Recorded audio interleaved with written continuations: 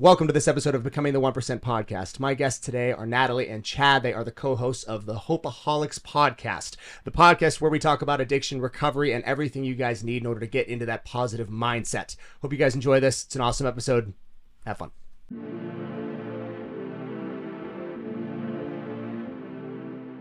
I'm just going to get into this. I mean, yeah, let's jump right in. So much incredible stuff to cover. The Hopeaholics are in the house. I just got to, right out of the gate, where in the world did you guys find the direction to even go? This is such a very specific, serious, and sobering topic of discussion. What made you decide to form your entire platform around recovery, addiction, and everything that goes with it? Chad, you can take it. You want me to start? Yeah, I'll go ahead and start. Which is a great question because, for one, we're both in recovery, and but the Hopeaholics platform started because a year ago on 9/11/2022, my 21-year-old daughter, you can see her up on the screen right there with the black hair, she found her fiance dead from fentanyl. No. Yep. Seriously? Yeah, I got a call at 7:30 a.m. Oh, no. While I was doing my normal routine, getting ready for the gym on a Sunday. Yeah. It was Sunday, and I looked down and my phone was ringing and it was her, and I thought that was weird that she was calling, and so I immediately answered because usually it's something serious. Yeah. And when I picked up the phone, I just heard her screaming. She was just screaming, "Justin's dead." Man. And she hadn't even called 911 yet, and I told her to hang up the phone and call 911, and I went and woke up my wife, and she called back, and we headed over there. And how long had they been married? Well, they weren't actually married, but they had been together for 5 years. It was her very first love, and they were going to get married. Wow. And yeah, she's still struggling, man. Had that been some sort of a cycle that was not known about him? I mean, we knew that he had drug issues, but he was sober. And, fentanyl is killing 300 people every single day currently in the United States. And after this, for me, it's because I work in drug and alcohol treatment. When it hit my home, I decided once I got through the pain of his death and the shock and the sadness, I decided, but not so much me, but God decided that he was going to have me do a podcast. And I started putting a podcast together, and 2 months later, we had a full blown podcast studio, and I just wasn't going to let his death be in vain. Yeah. So, man, what a very sobering and serious beginning to any venture of any kind. Was when you say there's 300 people a day dying from fentanyl, and because I had heard you talk about this on your platform previous to this discussion, and what would you say of those people in that statistic? How often is it an accident? How often does fentanyl make its way? Oh my goodness. Does anyone, because again, I'm not too familiar with this. Does anyone do fentanyl on purpose, knowing it's fentanyl? Like every other drug, like cocaine, heroin, people just do fentanyl? So for a long time, meth and heroin were the drugs of choice coming into rehab. Right. So I've worked in addiction treatment for 22 years. Currently, fentanyl is the number one reason why people come to rehab right now. Number one. So about 90% of the clients that come into, and we have 6 different brands, 90% of the clients are addicted to fentanyl. Oh my goodness. And is this just because of its easily accessible nature? Is it cheaper than the other two drugs? It's cheaper. It's more addictive. It's I believe it's 100 times more potent than heroin. Wow. And primarily where do we see this the most? Is there a demographic of people? Does it kind of go all... Well, it's the number one cause. The CDC says currently it's the number one cause of death for people 18 to 40 years old. Oh my gosh. Wow. And it's everywhere. It's hitting there's a girl that, she was prescribed Adderall. She was studying for her finals, and at Stanford, and then her best friend, she ran out of her Adderall. She was going to go get her prescription the next day, but her best friend, her roommate, was like, you know what, I have some, so you can, take one of my pills and study, and then you can go pick up your prescription tomorrow. Well, that pill that she took from her friend, because obviously her friend, I mean, anybody in college knows that Adderall kind of gets flown around like candy. Yeah. And she ended up taking that pill and then died. Because the pill was laced. It was laced. So that's what we're saying is like the people, doesn't discriminate. Meaning like of course you have your addicts and things that end up getting hooked on it, but then you have recreational kids that are going out and to a rave and they want to take ecstasy for the first time just to have fun and be young and to, experiment. Like I feel the majority of us did in our teenage and early 20s when you're in college, and they end up taking something that's laced, because the thing is with fentanyl, you only need like the amount to kill you is insane. It's like a grain of salt, basically. Wow. Like a grain of salt. And the way in which it's getting mixed with these drugs, is it just because, frankly speaking, the individuals who are mixing and matching these drugs and selling them through illicit sources don't care if their fentanyl touches their cocaine or is that what happens? Is it all just by happenstance accident? I mean, what I believe is that it's in there. They're putting it in there because it's so addictive. So if you do a line of cocaine, you can do a line of cocaine and stop for the weekend. But if you put fentanyl in it, it gets you hooked and you can't stop. So their goal, taking it from the mindset of the person selling this, is to put just enough fentanyl in there to where you don't notice that you got it, but you get the addictive qualities from the fentanyl itself. Problem is a grain of salt can kill, Yeah. And the other part is that, kids that are experimenting with drugs, they're the ones dying the most because it's being put in pills that you think are going to be ecstasy, pills like Adderall. My son-in-law, he thought he was buying a Percocet off the street, and it contained too much fentanyl. They have a saying going around. But here's the other part too, though. Before I do the saying is, it comes in a pill form. So most of the time, sometimes it comes in a powder form, but for the most part, it comes in a pill form. Sometimes rainbow colorful pills. But like when I was a kid, it was black tar heroin. That was your opiates that were killing people. I'm not going to do black tar heroin for my first time when I'm 15, 16 years old in high school and I'm at a party. No way am I sticking black tar heroin in my vein. Yeah. This stuff is way more dangerous than black tar heroin, and it comes in a little tiny... You can't even tell if it's there. Cute pill. Right. You could probably pick out black tar heroin from a lineup of different choices. Oh, for sure. You're not going to... Even if you've never seen it before. You could see it. And it fits you would be like... It one. looks like black tar. That's what it looks like. That's why it's called that. Wow. So where is fentanyl being sourced? I mean, it comes from China. China, okay. So I mean, there's lots of conspiracy theories on this, but we can go deep on it. Think about it. It's in China. Comes from China to the cartel. And the cartel mixes it together, puts it in the pills or whatever, however they decide. And here's the thing: they're getting kilos of this for like $50,000, right? A kilo. And remember, I said one salt will kill you. That $50,000 kilo, when broken down and made into pills, is worth $5 million. Yeah, man. It's insanity what's going on right now. And being pushed in a way. Jordan Peterson was talking about the dangers of this, and he was saying that Snapchat is being used to push and peddle. I didn't even know this. There are emojis which signify drugs that are being used on Snapchat to target 16 to like 19-year-olds in high school so they can get Adderall, so they can get Percocet. Who are the most influential. Yeah. Because you're just, you're like a sponge when you're a kid. Yeah. You're figuring it out. Natalie, starting with you and Chad, you said that both of you guys are in recovery yourselves. Where did that show up in your life? You have such an interesting backstory. How was your battle with addiction, and where did that all begin?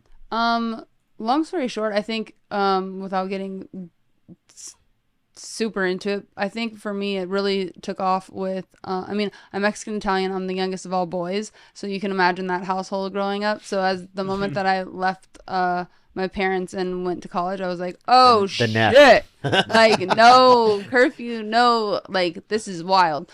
And then as soon as I hung up my cleats and stopped playing soccer, I think that's when my addiction really, took off in the negative form, just because I didn't have that like drive or I guess purpose, or I felt not I mean, it consumed so much of my time. So now I had some free time, and then it went down a terrible road. So I first got sober at 23, and then like people, I mean, I work a 12-step program. So anybody that's listening, you guys have heard the story before. You go into the rooms, and it's it's a forever deal. But I thought that I could jump the line and graduate and get on with my life.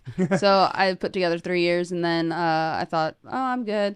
And then it's just what happens. You go right back to where you were, like you never left, and ended up in rehab when I was 28. And then right before I got into WWE, and then right before I met my husband, and then I got sober again until now. So this coming March, I'll have 11 years. Congrats. Wow, congratulations. That's awesome. Thank you. That's awesome. But that's what led me to Chad, is originally I was just a guest on his podcast, the Hopeaholics, just to kind of share my story and kind of talk about recovery. And then my husband and I walked in the studio, fell in love with it, and then fell in love with Chad and Shane and the rest of the Infinity group. And then lo and behold, God put me in the right place. And this happens for me on very few occasions, WWE being one of them, Total Divas being another, where it happens so seamlessly and so like easily, which is insane to say considering wrestling on Monday Night Raw or Friday Night SmackDown does not come easy to people. Yeah. So that's why I'm like, God is just, has a hand in driving. When I get out of the way and do the work, then he takes his course. And with Chad and the Infinity group, that's exactly what happened. All of a sudden I partnered up with the Infinity group, which is him and the rest of the team, and then became a host of the Hopeaholics, and then opened up the first NEM Recovery Center, which is under my name in Laguna Beach. So it's one of those things that I'm like so proud of, because it was something I was so embarrassed about, working a 12-step program or being an addict or being an alcoholic, that I tried to like live this double life and so that nobody knew.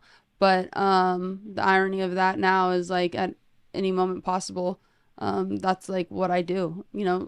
Coming here on the podcast now, I'm like talking about it openly, and now putting people into our centers, our facilities, and then obviously we have amazing guests that come on. Not everybody that comes on Hopeaholics is a recovering addict or alcoholic either. It's very much, I feel like anybody that is your 1%, anybody that has done anything that of success in their life has gone through trials and tribulations. There's not one person that has not gone through some shit that to get to wherever they are. And if you've met them, I would love to meet them myself, because I'd tell them they're a liar. Because that's like, you fail so many times in life. I feel like the younger generation doesn't realize like failing is okay, because you learn and you pick yourself up. Like that's why the whole participation trophies is nonsense to me. It's like you need to learn how to win and you need to learn how to lose, because when you learn how to lose, you don't like that feeling. So then hopefully you learn how to not feel that again in that certain situation. I refer to everything like sports wise, but it's really important. So it's like those types of people we love having on our show, just because it's like they are able to share their experience, strength, and hope in a different light, as opposed to, working a 12-step program or something like that. Having been through this experience yourself, what is your message for like a first step for other people that are struggling with addiction out there? I think honestly, it's one, you have, as an individual, has to hit their rock bottom, whatever that is, where they're tired of being sick and tired. Like everyone's rock bottom is different. Mine ends up landing me in jails and wrecking cars and that kind of route, which is like not where a girl like myself was raised to be by any means. My parents are everything. They're rock stars. They're my heroes. So everyone's rock bottom is very, very different. But what I would say is when you're tired, of being sick and tired, and you're ready to do the work, because it is not easy. It's hard. But your life can become beyond your wildest dreams if you're willing. You have to have the willingness, and all you have to do is walk into a meeting. They're free. They're all over the world all the time. Literally. I have an app on my phone. If I wanted to hit a meeting later tonight, I could. So it's like you have to have that willingness, like you were willing to go chase that 8-ball, go pick up a fifth at the store, just like the same mentality going into your recovery and putting forth all of your energy into that. And then getting a sponsor, working the steps, because if you just do anything half-assed, you're not going to reap the benefits. And Chad always says, don't leave before the miracle happens. And it's totally true. You have to stay in it and do the work, and then slowly but surely, all of a sudden, you'll look back and be like, I'm feeling a little bit better. And, oh, I got my license back. Oh, like normal Oh, things. shit, I'm in the WWE. Yeah.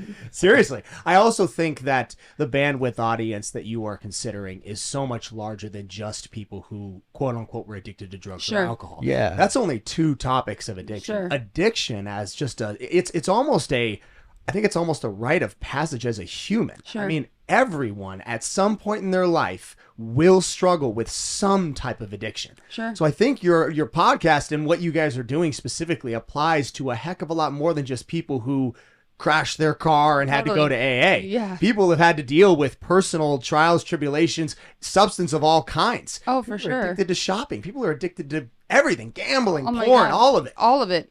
Social media. Like Yeah. all of those things that are just like in our face constantly. And that's why like we have a Recover Out Loud meeting on Tuesday nights every week at 6 p.m. It's a Zoom meeting, and it's for everyone. Yeah. Like everybody is welcome. Yeah. And it's just because people that, like parents and loved ones that are dealing with either loss of their loved one to either fentanyl or to an actual overdose, because right now in our media, anything that has to do with fentanyl, they just pinpoint it as an overdose. So immediately any logical person, or at least when I read overdose, I'm like, poor addict, right? Where that's not necessarily the case, and that's majority of the cases that are happening right now. It's not an overdose. It's literally a poisoning. It's not an accidental overdose. Because they weren't even necessarily an addict. Exactly. They tried to take an Adderall. Even if it was an addict, it can apply to everybody, because the fact is that there is no safe dose of illicit fentanyl. So there has to be a safe dose for something to be an overdose. So for there to be no safe dose, that makes it an automatic poisoning. So anytime you take, and I want to always clarify, it's illicit fentanyl, because I had surgery on my knee. I had a torn meniscus, and right before I was about to leave the whatever, after you come out, the nurse came up and she goes, I'm going to give you some fentanyl. And she pushed it right in me. And I was like, whoa, I didn't want fentanyl. I actually didn't want, I literally didn't want fentanyl. But at that point, it was too late, right? Because I am in recovery, and I really I didn't need it. Yeah. You know? Yeah. But that is not illicit fentanyl. That is medical grade fentanyl that they use at the doctor's office and hospitals. We're talking about illicit fentanyl that comes from Mexico, from the cartel. It originates in China. And I truly believe it's meant to kill us. If you're taking away the population of 18 to 40 years old, that's an old school war. You're taking away every military-aged male or female. Yes. Essentially. That's what that is. I think that's literally the draft age is 18 to 40. Yeah. Now. Yeah. Yeah. The Army just pushed it to 40, so I think that is literally... I am past that. I'm really close. You are really close. What you said was really interesting, though, the media, how they report the deaths. I wonder why that is. Are they running cover, or is there some agenda behind that? Again, we can go down a rabbit hole with this. I mean, I think with anything, I think our media, immediately then they have to take action and do something about that, because it's coming into our country illegally, and it's killing our people. So like then that's where everybody should be like, oh my God, we need to do something. So if you just call it an overdose, then it's kind of like the masses, I think, are like, oh, poor kid, or Poor kid. poor whoever that took it, because immediately your brain just thinks overdose, addict, done. Like, Yeah. Not a whoopsies. poisoning. Right. Poisoning makes you think there's someone to blame other than the person got Right. poisoned. And it's easy to say, like, chalk it up to, like, you know, an addict overdose. Well, they shouldn't be doing They shouldn't have drugs. done it. That's the type of comments that we get, like, sometimes, you know, and it's like, they're like, well, you shouldn't be using drugs at all. Which I agree, you shouldn't. But some people do. Some people do. Some people need to. Some people are prescribed drugs, and in a situation Adderall. where, yeah, Yeah. The stories Totally. you just told. you also do very dumb things when you are in the Of ages of course. 18 to 40, especially that first half of that And- demographic. And not- Sure. And it's like, between the geez. ages of like 18 and let's say 24, or depending on how long you go to college, whatever, those are your years of like figuring out who you are, what you're about, which avenue you want to go down. So to say to those kids, like, I agree, no one should drink or do drugs in a perfect world, for sure. Yeah. However, that's just like me being silly and not being logical, where kids are going to be kids and kids are going to try and dabble in whatever it is at that time. Peer pressure's a bitch. Yep. And sometimes you get succumb to that. And so it's like, if you're going out on a Friday, Saturday night, and you're going to a rave and people are passing out ecstasy pills, and you want to say, if you've never done it before and you're like, oh, I'm going to try this. Well, now that like just experimental time, whether or not you want to do it or not, has now turned into something that your life depends on it. So that's what's scary. Yeah, Yep. horrifying. And you mentioned, I think, one of you guys in a podcast episode that there are no more safe I know. drugs out there. I mean, does this extend to marijuana? Totally. To mushrooms? So- are we talking everything out there like that is no longer safe? If you're buying it off the street, Yeah. it is not safe. If you're smoking marijuana in California and you're going to a dispensary, That's different. that's different. But still, that shit's potent. Yeah. Yeah. That's like, Whole other a lot topic. more potent than it used to be. Oh my god. Oh yeah. Yeah. And the other thing that we're finding out in the drug and alcohol treatment industry is that marijuana is causing some people to have psychotic features such as schizophrenia. Yeah. And the problem is they may not have ever been schizophrenic had that marijuana not pushed them over the line. Yeah. I mean, I don't know this for a fact, but it's happening enough that's what we believe in the industry. And you're on the front line of that industry, so anybody who disagrees with you or says that's not, well, they're not actually seeing that. I mean, Right. you are actually seeing it. And it's an ever-evolving situation. The weed keeps getting stronger. Totally. It keeps getting more and more legalized, and more people keep smoking it. So it's not like what used to be the fact of the matter is forever going to be that way. It changes. With the situation changing, more people will do it. Therefore, the reactions will be different. Yeah. And I think marijuana, I honestly think, because it was always introduced to us as, it's harmless, but be careful, it's a gateway drug. Sure. I don't believe it's harmless. First of all, I believe it has a depletion on your testosterone as a male. I mean, if you are doing it, I believe from my own personal experience that it does take away from your focus and clarity. I stopped it when I went to get my master's degree, and I never went back. And after probably 3 months of abstinence from it, I was like, oh my goodness, I can't believe what that was doing to me. Even just smoking it like once a week. sure. Like, hey man, it's the weekend. Let's smoke weed and watch Trailer Park Boys. But over the course of 2 or 3 years of doing that and then stopping cold turkey, I realized that was not as harmless as it had been pitched to me. I know, it's actually really crazy because I feel like there's like a very, very small percentage of people that can smoke and like be functional and do life. The Joe well. Rogans, yeah. Right. Snoop and Dogg. Barely. I mean, my college roommate, dude, master's, like, straight A student, And the she shit. just blazed all day Blazed long. like all day, went to class. Like, she was the type that, like, where I see that individual and I get it, where I'm like, it doesn't have that, like, hindrance amongst the rest of the population. Now the problem is like that is a small percent. So it's like not everybody is like that. And especially now with everything getting laced and God knows what you're getting, like obviously if you're getting it from a dispensary, that's a bit different. But it's frightening where we talk about it all the time. If like I was in my addiction now, for sure I would be dead. 100%. Just because of the availability and how many people are dying every single day. I mean, I have a current sponsee right now, and she's only 27, and in the last year, 8 of her friends have died. 8. From fentanyl. Yeah. Oh Wow. my gosh. So fentanyl is a crisis, man, and it is on the forefront of everything that we do.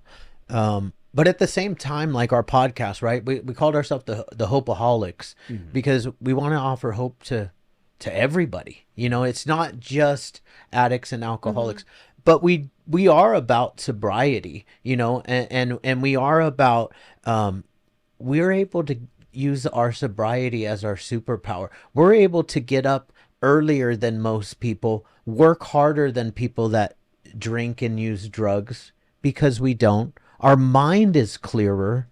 And so, you know, part of our goal is to train people to get sober and become part of the 1%, like your podcast. You know, like we would have never been part of the one. I was part of the other end of the 1% before I got sober. Like nobody would give me a job, Right. because I was unemployable. I was running the streets of San Bernardino using meth and trying to sell it, and I was a horrible drug dealer because I used all my product. Rule number 1.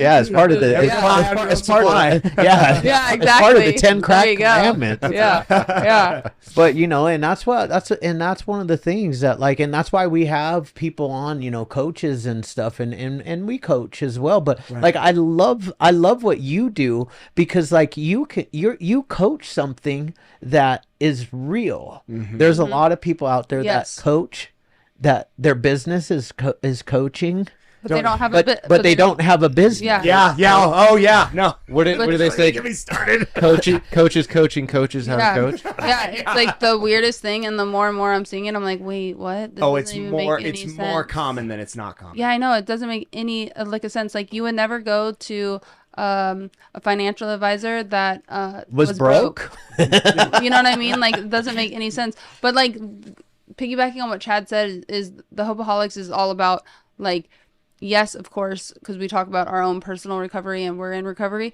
but it's much more than that, of a healthy lifestyle, because I truly believe health is wealth. Like my dad right now is, any Total Diva fans, they love my family because they got to kind of watch that like reality show. Yeah. And his health is not the best. He's in now dialysis 3 times a week, and that's terrible. So health is wealth. If you don't have your health, you have nothing. Like I truly believe that. It's literally like the one thing that we do have to a certain degree direct control over, meaning like how do we move our bodies? Are we getting sleep? Are we you know, I mean, I walked out to such a badass facility here. Like you guys have it dialed here. It's sick. Thank you. From your cold plunge to the sauna to just everything. It's amazing. But that's the type of things that we're trying to also spread with our podcast. Is it's a combination of multiple things, of, you know, giving people hope, but also even people, you know, that are struggling with just being stuck or depressed or whatnot. It's like doing little tangible things that you can actually maintain and do, you know. And fitness is a wonderful, call it a wonderful bookmark for people who struggle with addiction. For Those sure. types of tendencies, if you can find your way, the gym has saved a lot of people. Oh my from drugs God. and Saved my alcohol. life. Saved my life. And I'll give you guys another thing that, you know, just the facts of both of you guys sitting here at this table.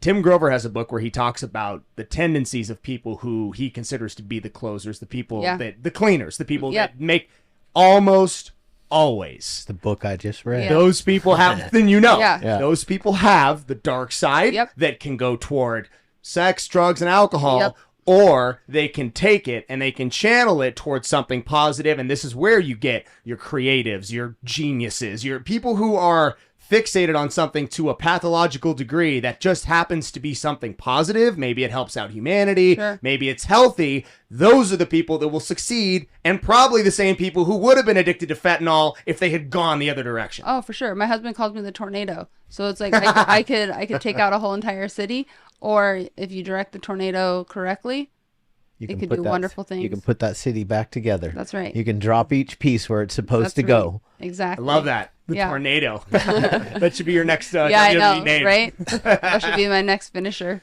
What did I call you that evolution? Oh, That's yeah, what I call it. evolution, yeah. Evolution. Ha! I like it. Guys, if somebody wanted to get in touch with you, wanted to get involved with is it REM? Is that the name of the recovery center? Natalie NEM. Eva What is it? Marie. Oh, there we Yep. go. Yep, my NEM. initials. NEM, the website is nemrecoverycenters.com. Chad, you mentioned a second one. Yeah, hopebythesea.com if you're looking for help. Yeah, Okay. you can- Where's that at? The Hope by the Sea. San Juan Capistrano. Understood. And that's our largest treatment center that has been established since 2002. Perfect. Very and then cool. if people want to see short form content, something you can just kind of daily digest, go to the Hopeaholics podcast. That's where we found you guys. Awesome. Again, I said it before we went on air, but awesome podcast. You guys have really, really cornered this market. You're giving a lot of positivity, which is needed. There's a lot of people doing podcasts, and most of them are kind of not really that great. But this is something that you can turn on every day. And I mean, you don't have to be an addict to appreciate what you guys are saying and doing. So Fact. Love it. Yeah. Yeah. Thank you so much. And you guys, what you guys are doing is amazing. So thank you so much for having us on. Your studio is off the chain. I love it. Obviously I love color. Can I just say before So- we end, your hair with that background, wait till this comes out. It looks fire. It's so cool. I love it. Yeah, this place is the spot. So Hopefully thank you. my hair comes out. What do you think? Oh, looks good. Yeah. You guys put him on and stuff too? Occasionally, yeah. Very occasional. There you go. All right. Well, guys, thank you again for coming on. No, thank you so Thank you. much. And thank you for everything you guys are doing. Awesome. Thank Yeah. you so much for Very- having us. Thank you. Thank you guys so much for watching that episode of Becoming the 1% podcast. If you like the content and you want to see more of it, hit the like and subscribe. Activate that notification bell as well. We really appreciate it. If you guys want to see more of it, we actually have the Becoming the 1% Instagram, and the podcast is available on Spotify. For our socials, we have Strict Vision Athletics on Instagram, we have it on YouTube, and we have it on TikTok.